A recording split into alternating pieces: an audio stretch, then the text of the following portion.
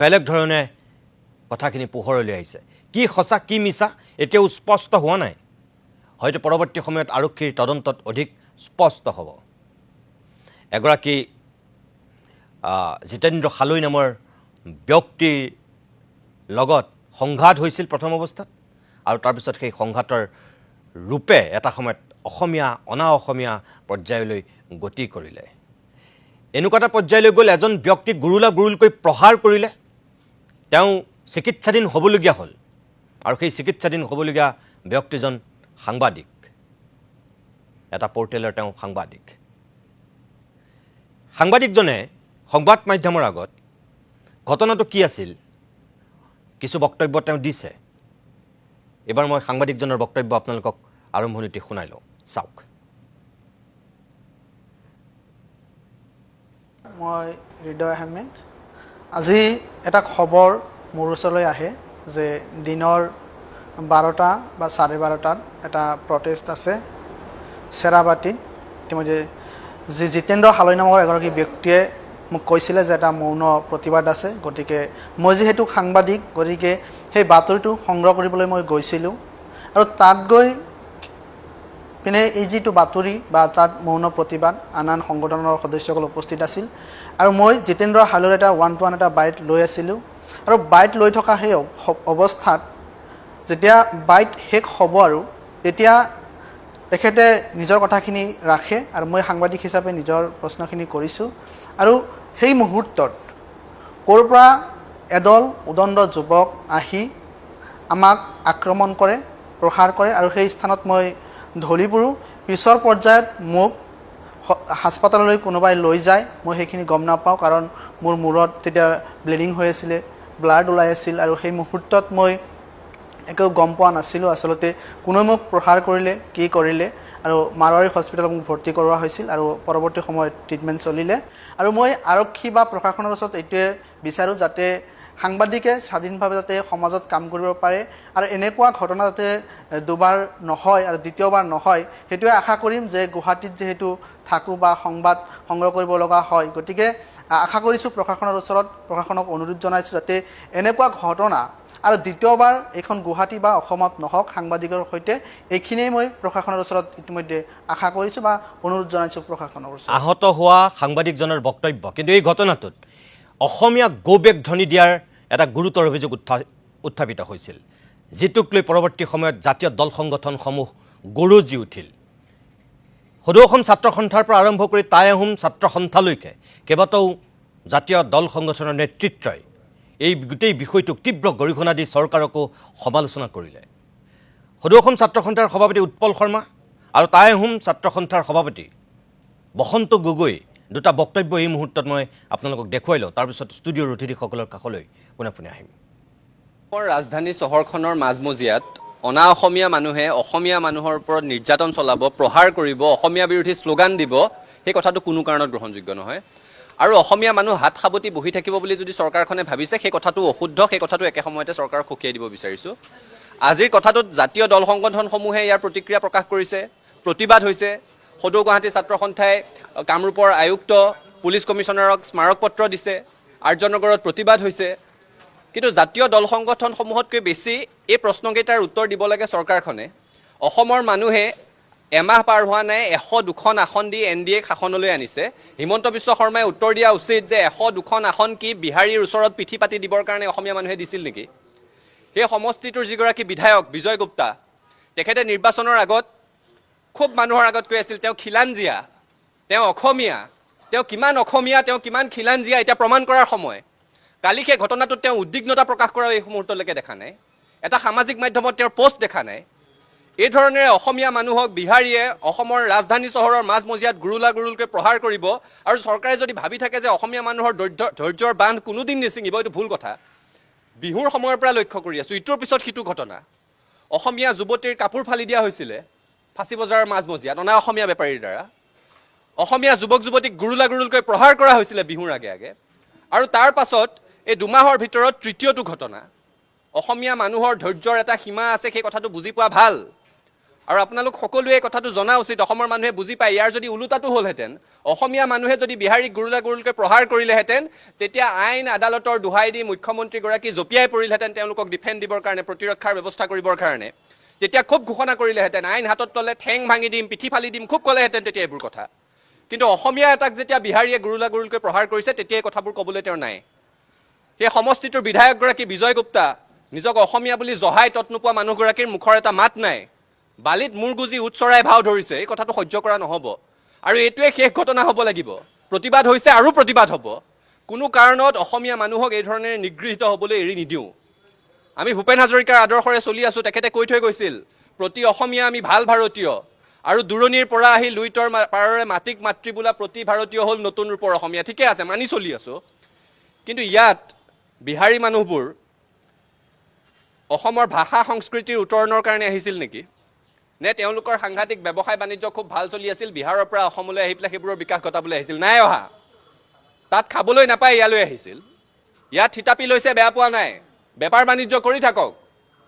বিহাৰৰ দৰে ৰাজ্য, যিখন ৰাজ্য প্ৰসূতিৰ মৃত্যুৰ ক্ষেত্ৰত 1 নম্বৰত থাকে, দৰিদ্ৰতাৰ ক্ষেত্ৰত 1 নম্বৰত থাকে, শ্ৰমিকৰ পলায়নৰ ক্ষেত্ৰত 1 নম্বৰত থাকে, অৰ্থনৈতিক অনগ্ৰসৰতাৰ ক্ষেত্ৰত 1 নম্বৰত থাকে, তেনেকুৱা এখন শোচনীয় পুতৌজনক ৰাজ্যৰ পৰা আহি অসমত থিতাপি লৈছেহি, অসমত বেহা বেপাৰ কৰিছে, দুবেলা দুমুঠি খাবৰ কাৰণে কামৰ সন্ধান কৰিছে, কৰি থাকক। কিন্তু ইয়াত আহি অসমীয়া মানুহৰ মূৰত উঠি তাণ্ডৱ নাচিবলৈ বিচাৰিব, সহ্য কৰা নহ'ব, এই কথাটো কৈ দিছোঁ। আৰু চৰকাৰকো পুনৰ সকীয়াই দিছোঁ, অসমীয়া মানুহৰ ধৈৰ্যৰ বান্ধ ছিঙি যোৱালৈকে অপেক্ষা কৰিব নালাগে। সচৰাচৰ যিকোনো ঘটনাতে ফেচবুকত সৰব হৈ যোৱা মুখ্যমন্ত্ৰী, সংবাদ মাধ্যমৰ আগত সৰব হোৱা মুখ্যমন্ত্ৰী, নিজকে অসমীয়া বুলি জহাই তত নোপোৱা সমষ্টিটোৰ বিধায়কগৰাকী এই মুহূৰ্তত মুখৰ মাত দিয়ক, অসমীয়া মানুহৰ লগত আছে বুলি প্ৰকাশ কৰক, নহ'লে অসমীয়া মানুহৰ খঙে সীমা ছিঙি যাব, এই কথাটো নিশ্চিত। গুৱাহাটী ৰাজ্য নগৰত যিটো ঘটনা সংঘটিত হ'ল, হালৈ উপাধিৰ এজন ব্যক্তিক গুৰুলাগুৰুলকৈ পিতা হ'ল, ৰাজপথত পেলাই তেখেতক চুচৰাই নিয়া হ'ল, আৰু তাৰপিছত আজি অসমীয়াই আমি মনে মনে বহি আছোঁ। আৰু এইটো জাতিটোৰ কাৰণে আটাইতকৈ দুৰ্ভাগ্যজনক ঘটনা। এই ৰাজ্য নগৰত সেই ব্যক্তিজনক কাৰ ছত্ৰছায়াত আক্ৰমণ কৰিছে? আলোক ত্ৰিপাঠী নামৰ এজন গুণ্ডাৰ জৰিয়তে এই কাম কৰা হৈছে। এতিয়া প্ৰশ্ন হ'ল, আলোক ত্ৰিপাঠী কোন? আলোক ত্ৰিপাঠী হৈছে সদৌ অসম কাবাডী সন্থাৰ সাধাৰণ সম্পাদক। আলোক ত্ৰিপাঠী হৈছে ভাৰতীয় জনতা যুৱ মৰ্চাৰ সহকাৰী কোষাধ্যক্ষ। আলোক ত্ৰিপাঠী হৈছে মধ্য গুৱাহাটীৰ MLA, যাক লৈ সৰ্বত্ৰ চৰ্চা হৈছিল, সেই MLA জনৰ বৰঘৰৰ মানুহ। এতিয়া আমাৰ প্ৰশ্ন যে আলোক ত্ৰিপাঠীৰ নেতৃত্বত অসমীয়াক পিতা হ'ল, গৌবেগ বুলি ক'ব পৰা হ'ল, গতিকে সেই আলোক ত্ৰিপাঠীৰ ক্ষেত্ৰত এইখন খিলঞ্জীয়া চৰকাৰে কি ব্যৱস্থা গ্ৰহণ কৰিব? অসমৰ মাননীয় মুখ্যমন্ত্ৰী ডাঙৰীয়াই এই ক্ষেত্ৰত কি ব্যৱস্থা গ্ৰহণ কৰিব? আলোক ত্ৰিপাঠীক সদৌ অসম কাবাডী সন্থাৰ পৰা বহিষ্কাৰ কৰিব? ভাৰতীয় জনতা যুৱ মৰ্চাৰ সহকাৰী কোষাধ্যক্ষ পদৰ পৰা তেখেতক বৰ্খাস্ত কৰিব? নে বিজয় গুপ্তাৰ বৰঘৰৰ মানুহ হোৱাৰ কাৰণে বিজেপি চৰকাৰে তেখেতক ৰক্ষণাবেক্ষণ দিব? এইটো আমাৰ কাৰণে ডাঙৰ প্ৰশ্ন। আৰু যদি দোষী আলোক ত্ৰিপাঠীক সোনকালে আৰক্ষীয়ে ব্যৱস্থা গ্ৰহণ নকৰে, তেতিয়াহ'লে অসমৰ পৰিৱেশ আৰু পৰিস্থিতি বেলেগ হ'ব। আমি থলগিৰি খিলঞ্জীয়া জনসাধাৰণৰ পক্ষত থাকি অসম আৰু অসমীয়াৰ স্বাৰ্থত কাম কৰা আমি সকলো ৰাইজ ৰাজপথলৈ ওলাই আহিম আৰু চৰকাৰক ক'বলৈ বাধ্য হ'ম যে আপোনালোক থলগিৰিৰ বিৰোধী, আপোনালোক খিলঞ্জীয়াৰ বিৰোধী, আপোনালোক অসম বিৰোধী, আপোনালোক অসমীয়াৰ বিৰোধী। আৰু আলোক ত্ৰিপাঠীক অতি সোনকালে যেতিয়ালৈকে গ্ৰেপ্তাৰ নহ'ব, তেতিয়ালৈকে আমাৰ দাবী পৰা আমি কেতিয়াও বিচলিত নহ'ম আৰু আমি ৰাজপথৰ আন্দোলন কৰিবলৈ কেতিয়াও কুণ্ঠাবোধ নকৰিম। সদৌ অসম ছাত্ৰ সন্থাৰ সভাপতি উৎপল শৰ্মাই যিখিনি বক্তব্য ৰাখিছিল তাৰ কিয়দাংশ আপোনালোকক দেখুৱালোঁ। বসন্ত গগৈ টাই আহোম ছাত্ৰ সন্থাৰ সভাপতি, তেখেতে যিখিনি কৈছিল তাৰো কিয়দাংশ দেখুৱালোঁ। এইবাৰ একেলগে গুৱাহাটী মহানগৰীৰ আৰক্ষী বিষয়াই এই গোটেই ঘটনাটোৰ সন্দৰ্ভত কি মন্তব্য কৰিছে, যিগৰাকী বলিন দেউৰী, সেই DCP-গৰাকীৰ বক্তব্য চাওক। আৰু আলোক ত্ৰিপাঠী, এই বসন্ত গগৈয়ে যিগৰাকী আলোক ত্ৰিপাঠীৰ বিৰুদ্ধে গুৰুতৰ অভিযোগ আনিছে, সেই আলোক ত্ৰিপাঠীয়ে সামাজিক মাধ্যম যোগেদি তেখেতৰ নিজৰ যিখিনি বক্তব্য সেয়া তেখেতে সদৰি কৰিছে, সেয়াও চাই লওক। এইটো আচলতে যিটো আমাৰ অসমীয়া আৰু বিহাৰী বুলি যিটো এতিয়া ঘটনা ইয়াতে এটা ইছ্যু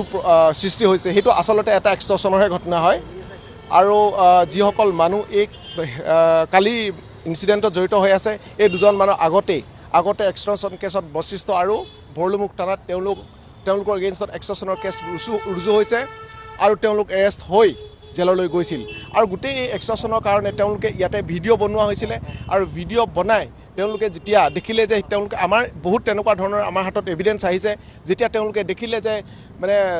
তেওঁলোক এতিয়া নাবাচে তেতিয়া তেওঁলোকে এইটো এটা অসমীয়া আৰু বিহাৰী ইছ্যুলৈ তেওঁলোকে কনভাৰ্ট কৰিছে যিহেতু আমাৰ অসমীয়া মানুহবোৰ আৱেগিক গতিকে তেওঁ ভাবিলে যে ইয়াৰ আশ্ৰয় লৈ আমি বাচি যাব লাগিব এতিয়া কাৰণ ধৰা পৰিলোগৈ সেইটো হৈছে ঘটনাটো গতিকে মই ভাবোঁ সকলো মানুহ যি আমাৰ অসমৰ মানুহে এই ক্ষেত্ৰত সজাগ হ'ব লাগে যিটো আমাৰ ড্ৰাগছৰ বিৰুদ্ধে যি অভিযান সেই অভিযানটো ড্ৰাগছতে ৰাখিব লাগে এইটো বিহাৰী অসমীয়া সেইটোলৈ নিব নালাগে তো কোনো দিয়া নাই অসমীয়া গ বেগ ধ্বনি কোনো দিয়া নাই আমি শুনা নাই আমি গোটেইখিনি বস্তু আমি যিমান ভিডিঅ' তাত আছে আমি গোটেইখিনি ডাউনলোড কৰিছোঁ আৰু গোটেইখিনি হেৰি কৰি চাইছোঁ আজি আমি নেতাসকলৰ লগতো কথা পাতিছোঁ আপোনালোকে বোলো ক'ৰবাত দেখিছে নেকি তেওঁলোকে কৈছে যে সেইবিলাক তেওঁলোকে দেখা নাই চ' এইটো হৈছে এটা ভুৱা এটা মানে অসমীয়া চেণ্টিমেণ্টত এক্সপ্লইট কৰি এই যিসকল মানে ক্ৰিমিনেলছ আছে সেই মানে মিছক্ৰিয়েণ্টবিলাকে তেওঁলোকৰ যি ক্ৰাইম সেই ক্ৰাইমটো লুকাব বিচাৰিছে নিশ্চয় যদি আমি এতিয়া চাই আছোঁ তেওঁৰ এগেইনষ্টত যিখিনি বস্তু আমি পাইছোঁ সেইটো আমি চাই আছোঁ আৰু যিখিনি ইফালে মানে জিতেন্দ্ৰ হালৈক যদি কোনোবাই কাৰোবাৰ কমপ্লেইন থাকে তেতিয়াওতো মানে পুলিচক ক'ব পাৰে আৰু যদি সঁচাকৈ কোনোবাই যদি এণ্টি আছামিজ শ্লোগান দিছিলে আমি সেইটোও চাই আছোঁ আৰু যদি তেনেকুৱা হৈছে নিশ্চয় তাৰ ওপৰতো একশ্যন ল'ম কাকো কিন্তু হেৰি কৰি দিয়া নহ'ব যদিও মানে সমাজত অশান্তি মানে হেৰি কৰিবলৈ বিচৰা হয় এতিয়ালৈকে আমি গোটেই বস্তুটো চাই আছোঁ আমি দিনটো ইয়াতে আছোঁ তেওঁৰ কথাটো নিশ্চয় আমি অনুসন্ধান কৰিম কোনোবাই যদি তেনেকৈ কৰিছে আৰু CCTV কেমেৰাটোতো আহিব যদি সাংবাদিকগৰাকীক তেনেকৈ এটেক কৰিছে সেইটোতো আহিব সেইকাৰণে আমি CCTV কেমেৰা যিমান আছে চবখিনি আমি এক্সামাইন কৰিম আমি আজি ল' এণ্ড অৰ্ডাৰ বিজি হৈ আছোঁ কৰিব পৰা নাই বাট আমি গোটেইখিনি কৰি ল'ম কৰি আমি যদি কোনোবা ইনভলভমেণ্ট আছে ল' এণ্ড অৰ্ডাৰ চিটুৱেশ্যন ক্ৰিয়েট কৰোঁতে কিন্তু কাকো ৰেহাই দিয়া নহ'ব এক অপপ্ৰচাৰ এনেকুৱা ধৰণৰ সামাজিক মাধ্যমত মই শুনা পাই আছোঁ আৰু জানিবলৈ খুব দুখিত অনুভৱ কৰিছোঁ যে সেই স্থলীত নেগেটিভ পৰিৱেশ য'ত সৃষ্টি হৈছিলে আমাৰ আৰ্যনগৰ ব্ৰিজৰ তলত তাত কোনোবাই বোলে আপোনাৰ অপপ্ৰচাৰ কৰিলে যে অসমীয়া গো বেক ক'লে বা এছামিজ গো বেক কৈছে কিন্তু মই 100% মই ঈশ্বৰক মই বিশ্বাস কৰোঁ মই নিজক মই শপত খাই কৈছোঁ আৰু ঈশ্বৰক মই শপত খাই কৈছোঁ যে মই আৰু মোৰ লগত যিকেইজন আছিলে কোনো অসমীয়া গো বেক তাত কোৱা নাই প্ৰথম কথা দ্বিতীয় কথাটো হ'ল অসম আমাৰ বাবে মাতৃভূমি অসম আমাৰ বাবে এক কৰ্মভূমি আমি অসমক লৈ জীয়াওঁ আমি অসমত জন্মগ্ৰহণ কৰিছোঁ আৰু এই অসমৰ ভূতনাদত মই নিজৰ প্ৰাণ আহুতি দিম সেইটো মোৰ সপোন এই অসমক লৈ মই নিজৰ স্বপ্ন ৰচিছোঁ বালক কালৰ পৰা লৈ এই অসমত ঘাম পেলাইছোঁ এই অসমৰ কাৰণে গোটেই জীৱন উৎসৰ্গিত কৰিছোঁ আৰু যদি প্ৰয়োজন হয় এই অসমৰ বাবে নিজৰ প্ৰাণো আহুতি দিম এইকাৰণে মই অনুৰোধ কৰিছোঁ আমাৰ আৰক্ষী অধীক্ষকক যে যিজন ব্যক্তিয়ে তাত অসম গো বেক বুলি যদি ধ্বনি দিছে সেইজন ব্যক্তিক অতি শীঘ্ৰে কৰায়ত্ব কৰিব লাগে আৰু যদি তাত দিয়া নাই যিজন মানুহে অপপ্ৰচাৰ কৰিছে সেইজন হ'ল মেইন কালপ্ৰিট যিজন মানুহে তাত অসমীয়া গো বেক বুলি তাত ধ্বনি দিয়া বুলি যদি ওলায় পোনপ্ৰথমে মই নিজে ব্যক্তিগতভাৱে অলক ত্ৰিপাঠী হিচাপে মই থানাত গৈ মই FIR-টো দিম মই ষ্টুডিঅ'ৰ অতিথিসকলৰ কাষলৈ আহিছোঁ এতিয়া প্ৰথমতে মই সত্যেন শৰ্মা ডাঙৰীয়া মই আপোনাৰ কাষলৈকে আহিছোঁ এই যোৱা 3 মাহত এনেকুৱা ঘটনা এতিয়া কেইবাটাও ঘটিলে মোটামুটি এই 2 মাহত 3টা ঘটনা ঘটিছে যিটো আমি সংবাদ মাধ্যমত বাতৰি কৰিছোঁ অসমীয়া অনা অসমীয়া এটা মোটামুটি সংঘাতৰ সূত্ৰপাত ঘটিছে আপোনাৰ আপুনি যিটো অঞ্চলত থাকে সেই অঞ্চলটোতো তেনেকুৱা ঘটনা ঘটিছে আমি বাতৰিও কৰিছোঁ কেইবাবাৰো এইটো ঘটনা এতিয়া কিমান সঁচা কি মিছা কোনখিনি সঁচা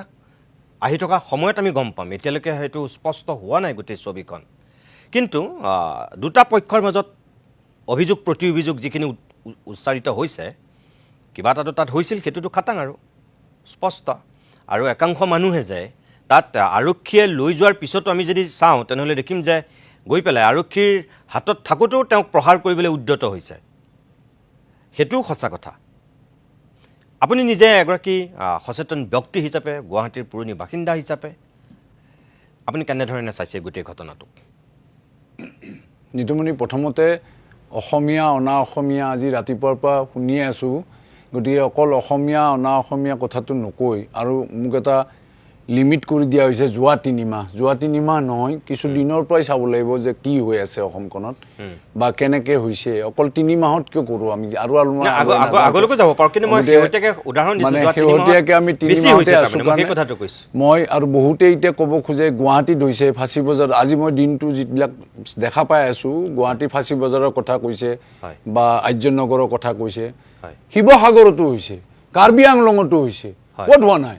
এতিয়া যদি ইয়াত যে কৈছে যে এই অসমীয়া গো বেকটো কোৱাটো কোনো পোৱা নাই কাৰ্বি আংলঙতো আমি দেখিছিলোঁ কাৰ্বি আংলঙতো কৈছে এটলিষ্ট এইটো আছিল তাত কিমান এৰেষ্ট হ'ল কিমানৰ কাৰ এগেইনষ্টে কিমান একশ্যন হ'ল মই গম নাপাওঁ সেইটো ইমান কৈ থকা হোৱা নাই প্ৰথম কথা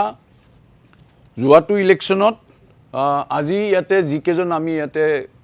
আহিছোঁ মোৰ ভাতৃপ্ৰতিম ব্ৰজেনো আছে বৰুৱা ডাঙৰীয়া আছে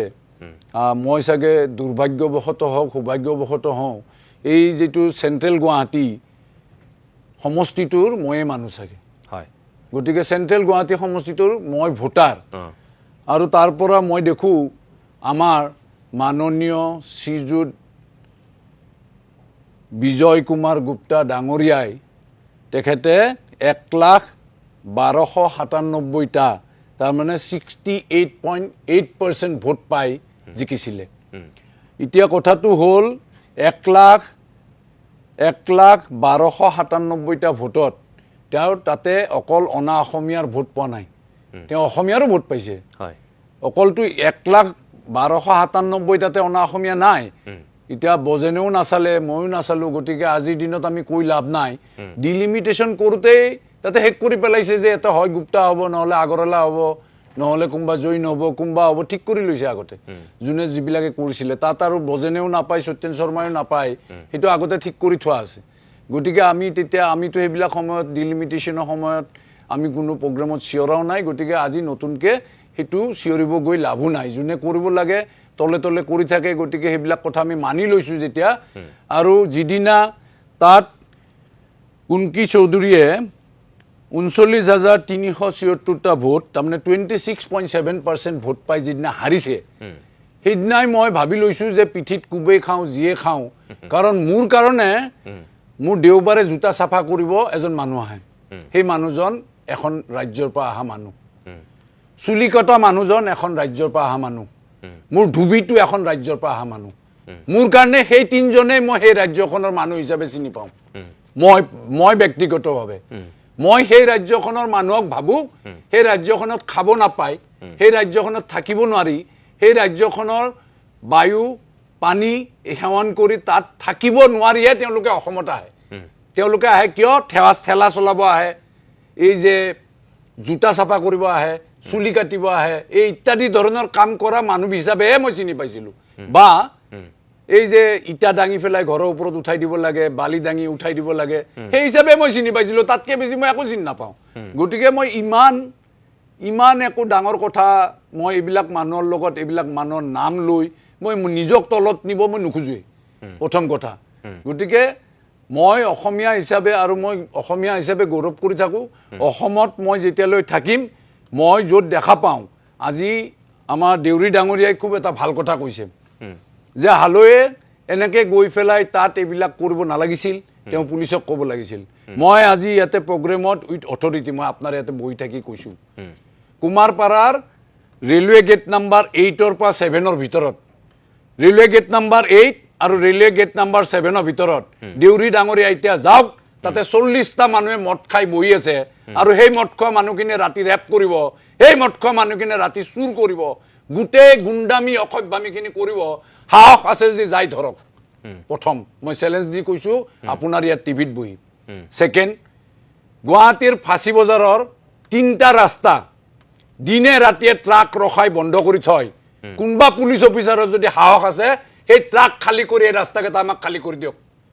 গুৱাহাটীৰ ফাঁচী বজাৰৰ এটা একদম মেইন ৰাস্তা অকল ফল মূল বিক্ৰী কৰি বন্ধ কৰি থয় তাতে মানুহ খোজ কাঢ়িব নোৱাৰে কোনোবা পুলিচ অফিচাৰৰ যদি সাহস আছে মই ইয়াত বহি কৈছোঁ মই গুণ্ডামি কৰিব নাযাওঁ কোনোবাই যদি তেওঁলোকে কৈছে যে কোনোবাই ভিডিঅ' কৰিব যোৱাৰ কাৰণে কিবা কৰিব যোৱাৰ কাৰণে গুণ্ডামি হৈছে মই ইয়াত বহি আজি তেওঁলোকক কৈছোঁ তেওঁলোকৰ যদি সাহস আছে হাত দি চাওক তেওঁক যদি পিছদিনা ট্ৰেন্সফাৰ নকৰে তেওঁ থাকিব নোৱাৰে গুৱাহাটীত আৰু মই এটা কথা কওঁ মই ইয়াতে আমি আজি ৰাতিপুৱাৰ পৰা দেখি আছো গুপ্তাই একো কোৱা নাই কিয় অসমত গুপ্তাই কিয় ক'ব লাগে মোৰ কাৰণে অসমত 126টা সিটত যিখিনি জিকিছে গোটেইখিনি মানুহ অসমীয়াৰ কাৰণে ক'ব লাগিব গোটেই কেইজন এমএলএ অসমীয়াৰ কাৰণে ক'ব লাগিব গতিকে অসমীয়াৰ অস্তিত্ব ৰক্ষাৰ কাৰণে এই 126 জনে ক'ব লাগিব মই আজিৰ এই ঘটনাটো বুলি কোৱা নাই যেতিয়া অসমীয়া অনা অসমীয়া ইত্যাদি কথা আহে তেতিয়া অসমত যদি কোনবা যদি এমএলএ হৈছে 126টা সিটত জুন আছে তেওঁলোকে অসমীয়াৰ হকে মাত দিব লাগিব যদি তাত সত্যতা আছে এতিয়া দেখা পাইছো যে ফেসবুকত এজন মানুহে তেওঁ এটা পাৰ্ট কাটি ফেলাই সিসিটিভি আপলোড কৰি থৈছে পুলিচে তেওঁক মাতক খুব বুকু ফুলাই কথা কৈ আছে তো তেওঁ এটা পাৰ্ট কাটি ফেলাই সিসিটিভি আপলোড কৰি থৈছে আৰু বাকিখিনি দিয়া নাই গোটেই সিসিটিভি উলাক না কোনে কাক মাৰিছে উলাই যাব বেলেগ নালাগে এই যে ব্লু জিন্স পিন্ধি নীলা শার্ট পিন্ধি আপোনাক মই উদিছিলো মই চিনি নাপাওঁ আপুনি কৈছে এজন কেমেৰা লৈ ফেলাই কৈ থকা মানুহ আচ্ছা তেওঁ পুলিচে লৈ গৈ আছে তেওঁৰ পিছে গুন্ডামি কৰি চিঞৰিব লগা কিয় হৈছিল কি চিঞৰিছিল গুন্ডামি কৰি সেইখিনি আমি শুনাব নোৱাৰো খুব অশ্লীল মানে সেইখিনি কথা খুব শুনাব নোৱাৰো কাৰণে মই ইয়াত শুনোৱা নাই মই শুনিছো হয় আপোনালোকে এতে আজি ৰাইজৰ কাৰণে দিব না মই শুনিছো এইখিনি আপুনি মই ব্যক্তিগতভাৱে চাইছো হয় দ্বিতীয় কথা সেইখিনি যদি অসভ্যামী নহয় আৰু সেইখিনি কোৱাৰ পিছত যদি পুলিচে এৰেষ্ট কৰিব নোৱাৰে মই দুঃখিত দ্বিতীয় কথা যে সিসিটিভি ফুটেজ চাই তাত এই মানুহজনক মাৰপিট কৰা হৈছিল নেকি সেই বস্তুটো উলিয়াব লাগিব বা এই যে যিজন আপোনালোকে দেখাইছে জাৰ্নেলিষ্ট তেওঁ পোৰ্টেলৰ হক কিয়ৰ হক জিয়ৰে নহক অকল জাৰ্নেলিষ্ট কিয় হ'ব লাগে যিয়েই নহক তেওঁ তাতে চাই থকা মানুহ এজনে হক মূৰ ফালি হস্পিটেলত থাকিব লগা বেণ্ডেজ লগাব লগা হোৱা ঘটনাটো চাই পেলাই ইমান দেৰি এৰেষ্ট হ'ব লাগিছিল নে মানুহ আজি যদি কুমাৰপাৰাত মই যদি অসমীয়া 10 জনে লগ হৈ বেলেগ মাৰিলো হয় আজি মোৰ বন্ধু নাই ঢুকালে একেনে তাৰ মই নাম নলং ৰেল লাইনত গাড়ীখন তাৰ গাড়ীখন পিছত আছে আপত এখন বেলেগ গাড়ী আছে আগৰ গাড়ীখন পিছুৱা এই তাৰ গাড়ীত মাৰিছে আৰু মোৰ বন্ধু পত্নীক হৰলু থানাই নি বহাই থৈছিলে যে আপুনি নতুন গাড়ীখনত কিয় খুন্দিয়াই দিলে খুন্দিয়াইছিলে ওপৰৰ পৰা তললৈ আহিম ইয়াক পিছৰখনক কিন্তু কলে যে আপুনি এখন ইমান দামী গাড়ী এখনত খুন্দিয়াই দিলে আৰে দামী গাড়ী কিনছে বুলি তুমি পিছুৱা আহি মাৰিলা কিন্তু নি ফেলাই মোৰ অসমীয়া বন্ধুজন আৰু মোৰ বন্ধু পত্নীক নি বৰল থানাত বহাই থৈছে আৰু এতিয়াও ক্ৰিমিনেল কেছ চলি আছে এতিয়া তেনে বহুত ঘটনা কৈ থাকিব পাৰিম কুমাৰপাৰাত কিন্তু মই আজি এই আৰম্ভণিত মই কলো পুলিচৰ যদি সাহস আছে ৰেলৱে গেট নাম্বাৰ 8 আৰু ৰেলৱে গেট নাম্বাৰ 7 ৰ মাজত যাওক তাতে কিমানটা মদাহি বহি আছে খাই আছে আৰু মই আপোনাক দুটা জায়গা কৈ দিওঁ মই কলেজখনৰ নাম ল'ব টান পাইছিল আচলতে কিন্তু ক'ব লাগিব নহলে জায়গাটো কোৱা নহব ফাটাহিলৰ যিখন গাৰ্লছ কলেজ আছে কল্যাণপুৰ গাৰ্লছ কলেজ তাতে ভিতৰত যিটো ঘাটি চলি থাকে যত ৰাতি 12টা বজাত 2টা বজাত 1টা বজাত পায় তাত যাওক যদি ধৰিব সাহস আছে কোনবা গুৱাহাটী পুলিচৰ থাৰ্ড আপুনি যাওক গুৱাহাটী মেডিকেল কলেজৰ পৰা যিটো ভাঙাগৰৰ পৰা ওপৰৰ পিনে উঠি যোৱা তাত যাওক ৰাতি 2টা বজালৈ যদি মদ বিক্ৰী নহয় মই কৈ আছো যাওক তেওঁলোকে যাই ধৰক তাতে কোনো গুন্ডামি কৰিব যাব নালাগে কিন্তু ধৰক তেওঁলোকে নধৰে কাৰণে চলি থাকে মই সেইদিনা মোৰ ঘৰৰ কাষৰ মানুহ এগৰাকী ঢুকাইছে ৰাতি 2টা বজাত মই গুৱাহাটী মেডিকেলত আছো আৰু তেতিয়া বটল কিনি আনি স্কুটাৰ লৈ আহিছো মোৰে তুমি ৰাতি 2টা বজাত কৰবা বটল কিনি আনছে ও দাদা এটা পায় এতে গুতে ৰাতি পায়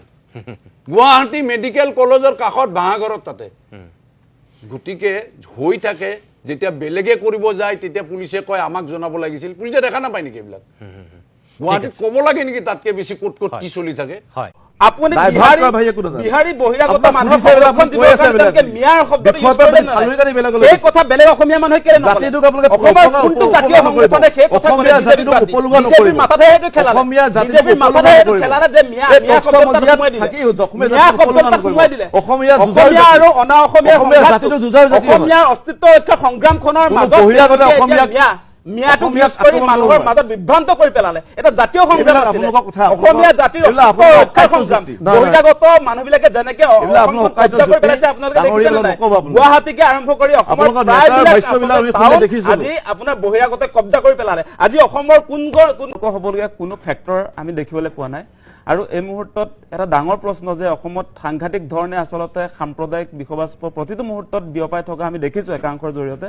আৰু সেই ক্ষেত্ৰত আমি কিছুমান আচলতে বহিৰাগত সংগঠনকো দেখা পাওঁ দেই ৰঙিয়াৰ ফালে আমি দেখোঁ যে যিবিলাক আচলতে বাহিৰৰ সংগঠন এই ধৰক আপোনাৰ এই বেংগলী ফেডাৰেশ্যন থাকে তেনেকুৱা ধৰণৰ হিন্দুত্ববাদী কেতবোৰ সংগঠনে এই ক্ষেত্ৰত সদায় আগভাগ লয় আৰু আপোনালোকে যদি তুলনামূলকভাৱে চায় তাত কিন্তু আপোনাৰ অসমৰ ভূমিপুত্ৰ সংগঠনে এই ক্ষেত্ৰত ইমান বেছিকৈ আপোনাৰ সক্ৰিয় হৈ থকা আপুনি নেদেখে ভাতৃঘাটী যিমান সংঘৰ্ষ দেখিব ধৰ্মীয় কথাত যিমান আচলতে দপদপাই থকা সংগঠন সেই সংগঠনৰ বেকগ্ৰাউণ্ড ক'ত আছে আচলতে তেওঁলোকৰ আঁৰত তেওঁলোকক কোনে পৃষ্ঠপোষকতা কৰি আছে সেইকেইটা যদি আপুনি ভালকৈ বিবেচনা কৰি চায় তেতিয়া দেখিব তাৰ বেকগ্ৰাউণ্ডত আচলতে বিজেপি আৰু RSS আছে সেইটো মিছা কৰি লাভ নাই আৰু তেওঁলোককে যেনে অসমৰ মানুহে ঠিকা দি থৈছে তেনেকুৱা কিছুমান আচৰণ কৰি থাকে আমি দেখি থাকোঁ আচলতে আৰু আপোনালোকে নিশ্চয় দেখা পাইছে ৰঙিয়াৰ সমান্তৰাল একে এটা প্ৰতিচ্ছবি আমি গুৱাহাটীৰ মাজমজিয়াত আৰ্যনগৰটো দেখিবলৈ পালোঁ যে এগৰাকী আচলতে পৰ্টেল চেনেলৰ সাংবাদিকক তাতে বাতৰি সংগ্ৰহ কৰিবলৈ যাওঁতে তাত আচলতে মাৰপিট কৰিছে আৰু এতিয়া পুলিচ আৰু অসম চৰকাৰটোতো এই বহিৰাগত যিবিলাকে অসমীয়া গৱেষ দিছে বুলি অভিযোগ আহিছিলে তেওঁলোকৰ পক্ষত অৱস্থান গ্ৰহণ কৰা আমি দেখিছোঁ আৰু বিজেপিৰ সভাপতিগৰাকীয়ে যিটো বক্তব্য দিলে তেওঁ কি ক'লে যে অনা অসমীয়া আৰু অসমীয়াৰ মাজত যিটো সংঘাত সেই কথাক লৈ তেওঁ কৈছে যে অনা অসমীয়া যদি আমি কৰি থাকোঁ তেনেহ'লে বোলে মিয়াই সুযোগ পাব মিয়াটোক কেনেকৈ তাত ভৰাই দিলে দেখিলে নে নাই কাজিয়াখন কাৰ লগত হৈছিলে মানে এই হালৈ উপাধিৰ এগৰাকী ব্যক্তি তাৰ লগতে আপোনাৰ এই পৰ্টেল চেনেলৰ এগৰাকী সাংবাদিক যিগৰাকীয়ে মাৰ খালে আৰু আপোনাৰ এই বিহাৰী সম্প্ৰদায়ৰ মানুহবিলাক যিবিলাকে আচলতে মাৰিলে অসমীয়া মানুহক সেই সংঘাতটো তেওঁলোকে কি কৰি পেলালে হিন্দু মুছলমানৰ মাজৰ সংঘাত হিচাপে এষ্টাব্লিছ কৰিবৰ কাৰণে তেওঁলোকে আচলতে চেষ্টা কৰিছে বিজেপি অহাৰ পাছত অসমীয়া মানুহে আচলতে বহিৰাগতৰ হাতত সদায় মাৰ খাই থকা আমি দেখিবলৈ পাইছোঁ কালি পৰহিৰ ঘটনাতে প্ৰথম নহয় ইয়াৰ আগত আমি দেখিলোঁ আপোনাৰ ফেঞ্চি বজাৰত এগৰাকী আপোনাৰ যুৱতীক এই ফেঞ্চি বজাৰৰ আপোনাৰ বহিৰাগত মানুহে তেওঁক অপদস্থ কৰিছে শাৰীৰিক আক্ৰমণ কৰিছে পল্টন বজাৰতো এটা ঘটনা আমি দেখিলোঁ তাৰ পাছত আমিতো এই তিনিচুকীয়াত আপোনাৰ মৰাণ মত সম্প্ৰদায়ৰ ই ৰিক্সা চালকক আপোনাৰ বিহাৰী সম্প্ৰদায়ৰ মানুহে সদায় আপোনাৰ চৰিয়াই থকা আমি দেখিছোঁ গতিকে কাৰ ছত্ৰছায়াত এই বহিৰাগত মানুহৰ দপদপনি অসমত বাঢ়িছে সেই কথাটো আমি পৰ্যালোচনা কৰাৰ দৰকাৰ আছে আচলতে আজি আৰু এটা কথা কৈ যাওঁ আপোনাক যে আজি যদি আপোনালোকে চাই আজি কাৰ্বি আংলঙতো সিদিনা আপোনাৰ কাৰ্বি গৱেষ ধ্বনি দিলে কাৰ্বি গৱেষ মানে অসমীয়া গৱেষ কাৰ্বি অসমৰ ভূমিপুত্ৰ কাৰ্বি জনগোষ্ঠীক কলম্বাছ বুলি কোৱা হয় সেই ভূমিপুত্ৰ জনজাতিক গৱেষ বুলি ক'লে তেওঁলোকক সেই কাৰ্বি আংলঙত আপোনাৰ কাৰ্বি আংলঙত তেওঁলোকে থাকিব নোৱাৰিব পাহাৰলৈ খেদি পঠিয়াইছে লাঠি জুং লৈ সেই পাৰ্টিটো এক মিনিট সেই পাৰ্টিটোৱে আপোনাৰ ভাৰত মাতা কি জয় শ্ৰীৰাম ধ্বনি দি আপোনাৰ কাৰ্বি মানুহক তেওঁলোকে খেদিবলৈ আহিছিল লাঠি জুং লৈ সেই অপসংস্কৃতি কাৰ নেতৃত্বত আহিছে আচলতে তেওঁলোকৰ বেকগ্ৰাউণ্ডত কোন আছে আৰু আপোনালোকে যদি ভালকৈ চাই মই পুনৰ দোহাৰিছোঁ যে এই বহিৰাগত যিবিলাকে দপদপাই আছে অসমত যিবিলাকে আচলতে অসমত সন্ত্ৰাসিত কৰি তুলিছে এই মানুহবিলাকৰ আঁৰত বিজেপি RSS আছে সেইটো আমি সদায় দেখি আছোঁ বেয়া পাই লাভ নাই কথাটো যে বিজেপি চৰকাৰ শাসনলৈ অহাৰ পাছতহে এই কাজিয়াবিলাক হিন্দু মুছলমান নহ'লে এতিয়া কোনো ধৰণৰ কথা বতৰা নহয় প্ৰতিটো মুহূৰ্তত আপোনাৰ মুখ্যমন্ত্ৰীৰ পৰা আৰম্ভ কৰি বিজেপিৰ যিমান নেতা কৰ্মী আছে প্ৰতিটো মুহূৰ্তত তেওঁলোকে তেওঁলোকে কেৱল আপোনাৰ সাম্প্ৰদায়িক ৰাজনীতি কৰে মই কথা কৈ থাকোঁতে আপুনি কওঁতে মই একো কোৱা নাই আপুনি মিছা কথা কেইটামান কৈ আছে আমি বিজেপিৰ মতে নচলো আজি আমি বিজেপিৰ চুতলতি মতে অসমীয়া মানুহে ইয়াত নচলো আজি হিমন্ত বিশ্ব শৰ্মাই কিবা এটা কথা কৈ দিলে আমি চলিম বুলি ভাবিছে নেকি আজি দিলীপ শইকীয়াই কিবা এটা কৈ দিব আমি মানি ল'ম বুলি ভাবিছে নেকি তেওঁলোকে অসমীয়াক নীতি শিক্ষা দিবলৈ আহে এই বেপাৰী পাৰ্টিয়ে নীতি শিক্ষা দিবলৈ আহে যদি চাই আমি আচলতে এই আমাৰ স্বনামধন্য আমাৰ জাতীয় নায়ক আমাৰ জ্যোতিপ্ৰসাদৰ মতে আমি চলিম নে আমি ভূপেন হাজৰিকাৰ মতে চলিম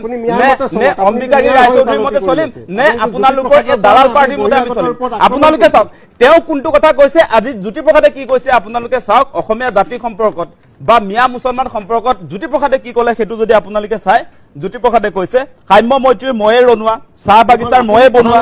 ন অসমীয়া মৈমনচিঙীয়া থলুৱা নেপালী নৃত্য কুশলী মণিপুৰীয়া মই এই কথাটো কোনে ক'লে